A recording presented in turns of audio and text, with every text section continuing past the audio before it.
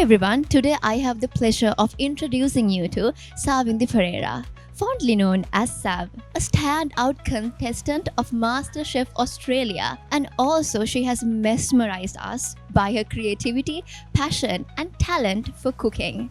This evening we have a very selected crowd of invitees to meet and greet Savindri Perera, also known as Sav, who was a semi-finalist in the recently concluded MasterChef season 16. So when she was at, I think, the 15th or 16th stage, and we knew that she was going to be in Sri Lanka, we asked her whether she could do a small event for us, but because of time constraints, it was not going to be food, that she agreed to come for an event to meet some of our customers and have a meet and greet.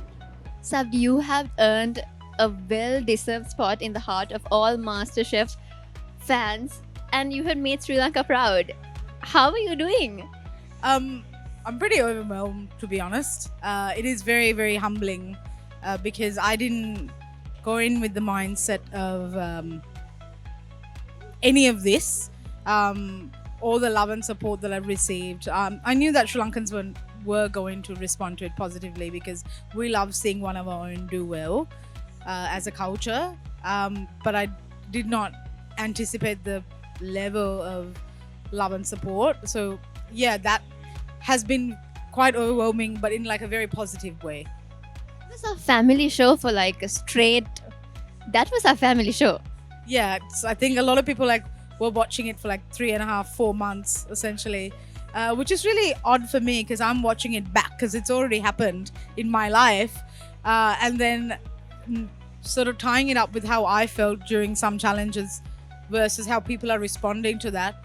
Yeah, it's been really interesting.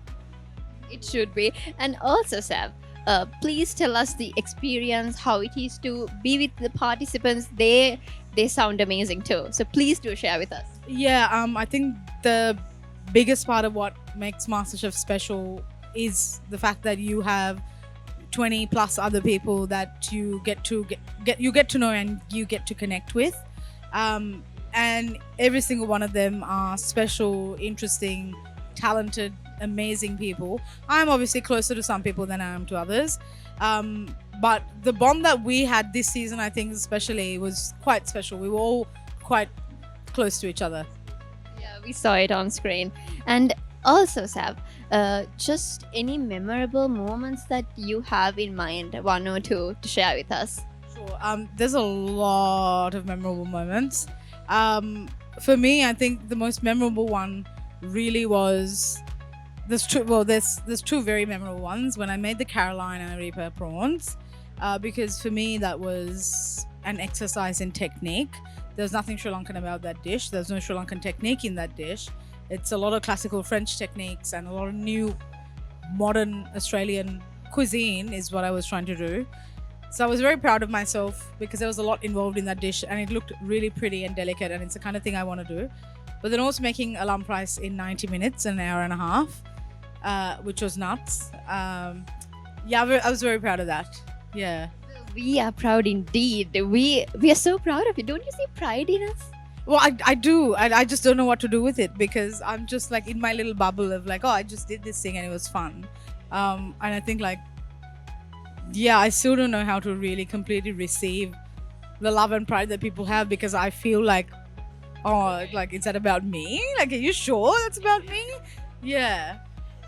And you brought the Sri Lankan cuisine to an international level, and it was surprising for the judges to say, okay, I tried this from Colombo and can you step that? And you did. And any ideas on why the judges think and also you had to adjust the spice levels because they're not very spice tolerant. How is that experience?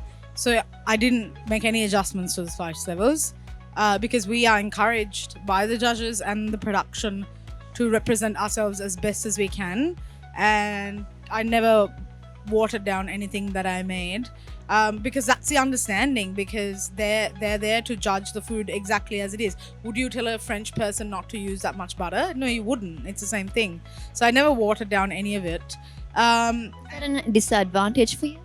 I don't think it was a disadvantage for me, because I knew how to. The way that I cook Sri Lankan food is probably not how most Sri Lankans cook Sri Lankan food. The way in which I use chili is, I think, because I do a lot of what I call food engineering, where I look at a dish and I break it down to its constituent parts. I never look at it as like this one thing that I have to do exactly as it is. And a good example of that is the kiri bath. Like, I broke it down. I broke a family meal down and then rebuilt it into one dish. So I always look at how, yes, there is a lot of chili in something, but how do I balance it?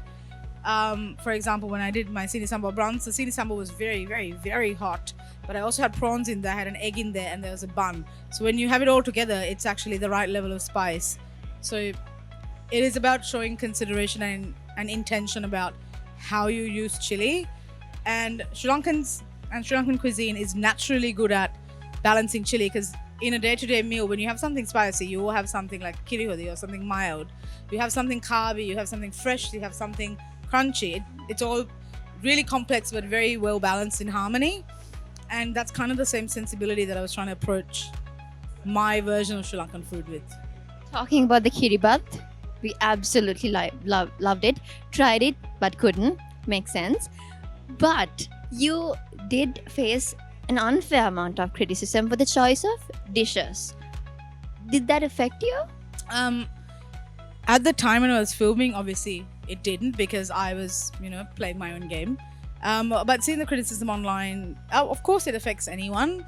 But I think the big thing that I had to keep reminding myself was, it doesn't matter that people say this stuff, because at the end of the day, I was there to represent my identity, and being Sri Lankan is a big part of my identity, and I do not apologize for it, because Sri Lankan food is incredibly underrated, and there's a lot of technique and a lot of nuance that is in the cuisine, not just in Sri Lanka but in the entire Indian subcontinent, that gets pushed away because it's seen as just a curry, or just this cheap thing, because it's affordable in these countries.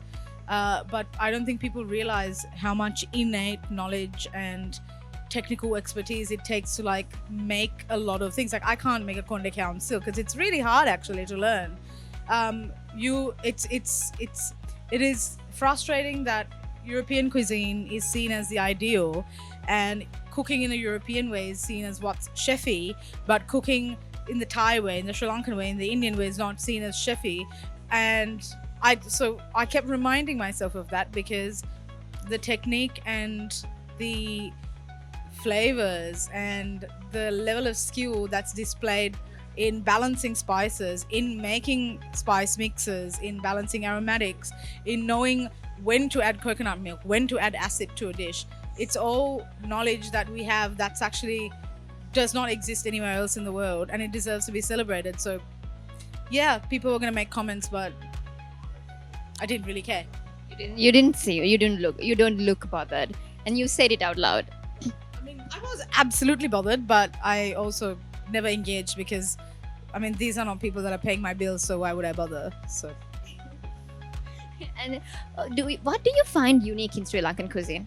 For me, I think it comes back to that point about the balance in complexity. Like, you take a standard rice and curry meal, there's a lot of very complex flavors that's going on there, but everything is in perfect harmony and everything's balanced, and that's what I wanted to show. And I managed to do that quite well when I made the rasam, because one of the feedback things that I got which was off, it was not in the edit, but one of the feedback was that everything that I put into it is there, but nothing is shouting over each other. And I think that's a big part of what makes Sri Lankan cuisine unique, that we do that with our food. And Sav, after this, you're third place, and congratulations. We are so proud of you, and representing all the negativity, we apologize for all the things, but you have made our country proud. And what's your next goal? So there's a the next goal is to never go back to my old life because I was in banking, and it's not it's not a creative outlet at all. So I have really no interest in doing that. So that's the biggest thing. But there are a few things in the pipeline happening in Sri Lanka. I can't really reveal too much yet, so I can't say anything much. But hopefully I'll be able to curate like dining experiences, which is what I've always wanted to do for a very long time. So Love that. yeah, thank you. Staying tuned. And Sav, any moments that it was not in the edit, but it was any comments like you said by the judges? One of my favorite moments actually that wasn't in the edit was when I made the lampreis. Before the judges ate the lampreis, Andy, who's not a hugger, he only hugs people when he's saying goodbye. He came over and he said, I want you to know that we understand how important and significant this is for you, and that it's a privilege for us to eat this dish. And then he gave me a hug. So it wasn't in the edit, but I still remember that. And then after tasting the lampreis, he said, in the years that I've been judging, there's 4 dishes that I have loved, and now this is the 5th, and I'm going to remember it. So things like that. It doesn't matter if it makes the edit or not, because I carry that with me. Exactly. So yeah, here's hope I don't forget, but yes. That is beautiful. And also, ending this conversation, what's your favorite dish? Mine is milk rice. I'll really be offended if you didn't tell it's milk rice. The things that I made, I have to say it's my mom's egg curry. As much as I love milk rice, I love eating milk rice, I eat it all the time. For me, that was a pivotal moment because I hadn't been able to make that egg curry since my mother passed away, and that was the first time in 7.5 years that I made it. But it was also a good indication of what I love doing in Sri Lankan food, because that wasn't just a steamed egg. I used Japanese technique to actually steam the egg. I made what's called chawan mushi, which is a steamed egg custard. And because I didn't have umbalakada at the time, and the original recipe does, I used Japanese katsuobushi, which is smoked bonito fish flakes, which has the same flavor profile. And I wanted it to kind of look like a dessert on a plate. So, and I did like pickled tomatoes and all these things. And for me, I was just really proud of myself for the way that I approached the dish, because I broke it down to its constituent parts and then rebuilt it back as a new concept with familiar flavors, which is what I love doing anyway. So, What's your inspiration for all this? my mom is my inspiration. I'm often inspired by a lot of chefs and a lot of cooks and a lot of people that I meet, and my family and memory, childhood memory and memories of growing up are an inspiration, but I always carry my mom with me. You sound like it. Everywhere you go, you say that. She must be proud right now. And also, Sav, ending the conversation, thank you so much for all this pride to our country. We've been supporting you, and please put a cookbook out. I'm waiting for the Kiribat. So please do put a cookbook out, and all the very, very, very best. Thank you very much for having me, and thank you for this chat as well.